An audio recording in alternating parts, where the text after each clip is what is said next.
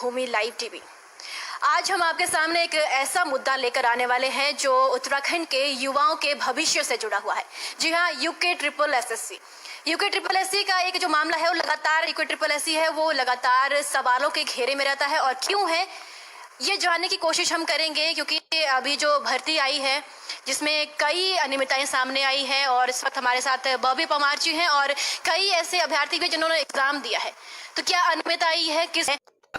उनको पहले लाकर इन्होंने आयोग के पास सौंप दिया ग्रुप सी के अंतर्गत कि यहाँ पर लेन देन होके वहाँ सेटिंग हो सके, इसलिए इन्होंने यहाँ पर लाया। जबकि पीसीएस के पद हैं, उसके बावजूद उसमें लूट तो मचनी थी, उसमें पैसा चलना था और यहाँ पर चला है। क्योंकि यहाँ पर जो हम मेरिट देख रहे हैं, मेरिट के आधार पर आप देख सकते हैं पहली बार 894 पद, इतनी ज़्यादा मात्रा में बीडीओ वगैरह के पद निकले थे। इसकी इतनी मेरिट जाने की कोई संभावना थी नहीं।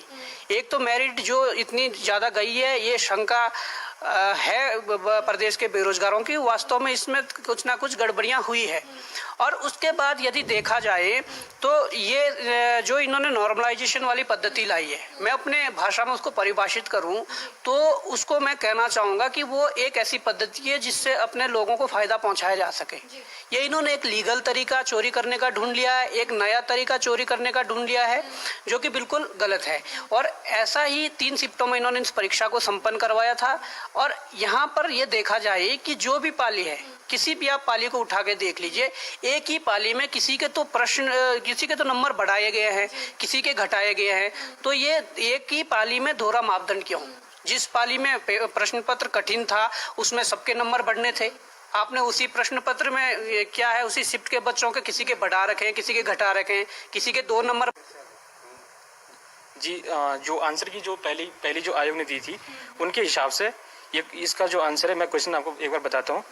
उड़ान जो फर्स्ट योजना के तहत देहरादून से जो पंतनगर के बीच जो हवाई सेवा संचालित जो की गई है, इसका जो एक्चुअल आंसर था उसका डेकन एविएशन था, जो आयोग ने पहले दिया भी था इसका आंसर। अब मैं आपको इस सोर्स से भी माध्यम से भी दिखा देता हूँ। लेकिन जब आयोग रिजल्ट जारी करता है उसके साथ जो रिवाइज की देता है, उनके हिसाब से इसमें से जो आंसर है वो देते हैं कि ऊपर में से कोई नहीं। ठीक है, जबकि जो इसका आंसर है डेकन एविएशन, मैं आपको थोड़ा सा एक सोर्स भी दिखा देता हूँ। थोड़ा सा मैं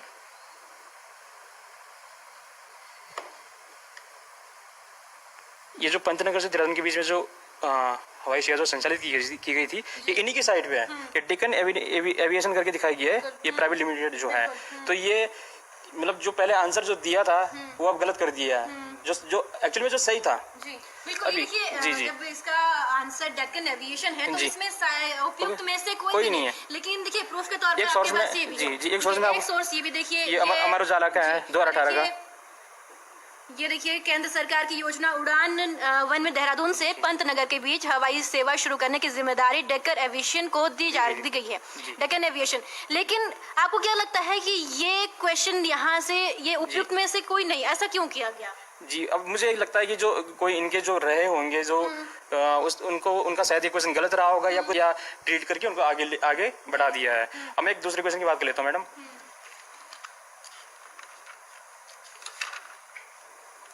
ये क्या क्वेश्चन है? ये जो क्वेश्चन नंबर 70 है, ये मैं जो 5 की जो पहली शिफ्ट हुई थी उसकी बात कर रहा हूँ। अजय पाल के बाद तिब्बत पर आक्रमण करने वाला शासक था। तो ये जो मैं आपको अदर डिब्यू जो बता देता हूँ, घनश्याम जोशी हो गया, राजेंद्र बलूदी हो गया, यशवंत कटोच, तो हमारे उत्तराखंड का भी अच्छे राइटर हैं। और उनके हिसाब से इसका जो आंसर था वो मानसा था। एक्चुअली आयोग ने पहले दिया भी था इसका आंसर कि इसका आंसर मानसा ही है। अब जो अभी जो रिवाइज की देता है तो उसके हिसाब से उनका आंसर मैपति शाह है।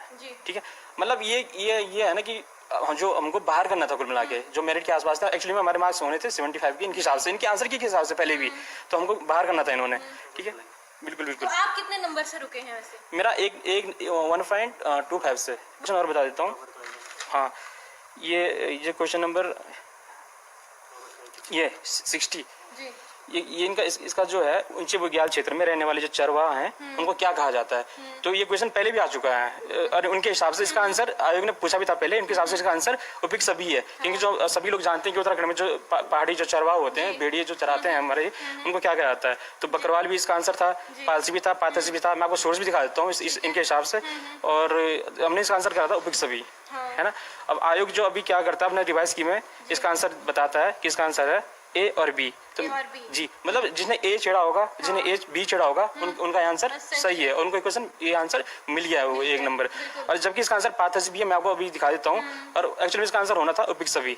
मैडम OMR शीट में हम एक आंसर के जो 2 गोले तो नहीं भर सकते, खुद ही इन्होंने बोला रहता है, ठीक है। अब इसका आंसर उपिक सभी दिखा दिया है, तो ये भी हमारा हो गया है। तो तीन क्वेश्चन तो यहीं पे हैं, जो अब माइनस में 70.75, तो ऐसे ही हम बाहर हो गए हैं, ठीक है। बाकी थोड़ा सा ठीक है जी, आप बताइए। मैम के अकॉर्डिंग ऑप्शन के अकॉर्डिंग ये क्वेश्चन ही गलत था। देखिए मैम, जो रॉबर्ट क्लाइव है ये गवर्नर जनरल नहीं था। आप देख लीजिए, बंगाल के गवर्नर में क्लाइव क्या है, गवर्नर है। गवर्नर जो बंगाल का गवर्नर जनरल रेगुलेटिंग एक्ट के बाद जो गवर्नर होता है गवर्नर जनरल बन जाता है। तो इन्होंने ये क्वेश्चन डिलीट होना था, लेकिन इन्होंने ये क्वेश्चन डिलीट नहीं किया। जबकि डिलीट इन्होंने कौन सा क्वेश्चन कर दिया, मैं आपको दिखाता हूँ। क्रम के आधार पर शब्द समूहों को कितने भागों में बांटा गया है, ठीक है। ये क्वेश्चन जो इनकी आंसर की आई थी उस हिसाब से इन्होंने इसका आंसर 6 दिया था, लेकिन जो रिवाइज आंसर की आई उसमें इसको डिलीट कर दिया, लेकिन इसका आंसर 5 था। यह NCERT में भी उपलब्ध है, मैं आपको दिखा दूंगा। आपको मैं इसको भी दिखा, शिक्षार्थी व्याकरण और व्यवहारिक हिंदी कक्षा 9-10 NCERT पैटर्न है। आप एडिशन भी देख सकते हो आप इसका। इसमें देख लीजिए शब्दों का वर्गीकरण में देखो। सबसे पहले स्रोत और इतिहास बात है कि उद्गम, इसमें देखिए कितने पार्टों में डिवाइड किया, 1 2 3 4 5। तो इस हिसाब से इसका आंसर 5 होना था। एक और क्वेश्चन दिखा रहा हूँ मैं आपको। निम्न में से फारसी शब्द है, बिल्कुल आयोग ने इसका आंसर 1000 दिया, बिल्कुल राइट है, मैं इससे कोई ऑब्जेक्शन नहीं। लेकिन साथ ही साथ इसका आंसर आदमी भी है। देखो मैं आपको इसका सोर्स दिखा रहा हूँ। ये देख लीजिए, ये NCERT है, शिक्षार्थी व्याकरण और व्यवहारिक हिंदी कक्षा 9-10। अब देख लीजिए आप,